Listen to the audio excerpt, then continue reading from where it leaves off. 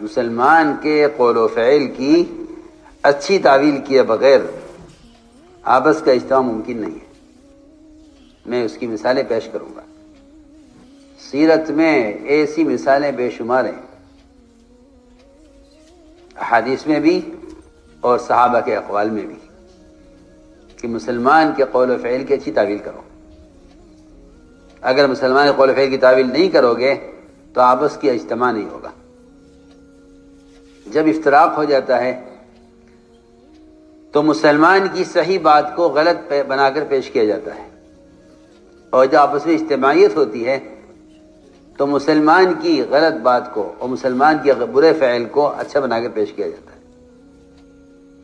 حضور اکرم صلی اللہ علیہ وسلم کی مجلس میں ایک صحابی نے آ کر آپ سے براہ راست عرض کیا کہ یا رسول اللہ، میں نے زنا کر لیا ہے۔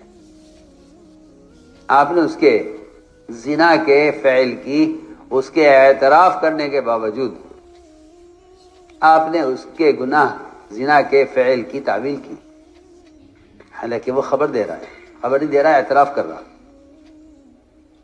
ایک ہوتا ہے مخبر، ایک ہوتا ہے معترف۔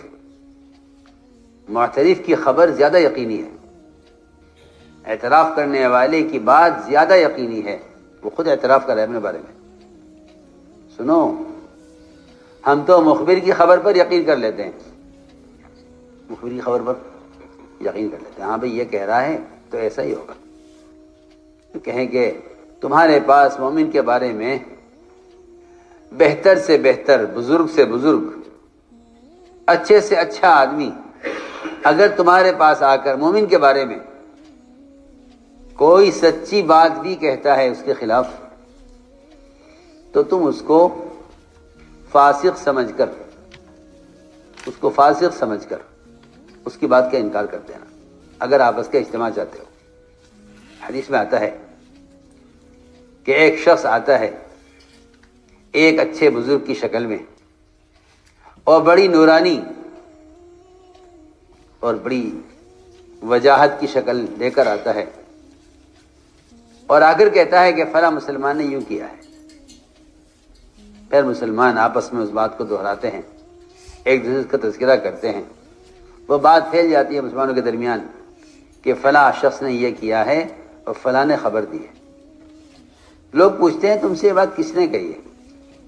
وہ کہتا ہے کہ ہاں، میں اس آدمی کو شکل سے اچھی طرح جانتا ہوں، سامنے آئے گا تو بتلا دوں گا۔ حدیث میں آتا ہے کہ وہ یقیناً شیطان تھا، اب وہ دوبارہ نظر نہیں آئے گا، تمہارے درمیان ایک بات چھوڑ گیا ہے۔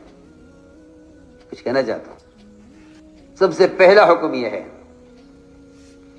کہ مومن کے بارے میں بدگمانی کرنے کی کوئی گنجائش نہیں ہے۔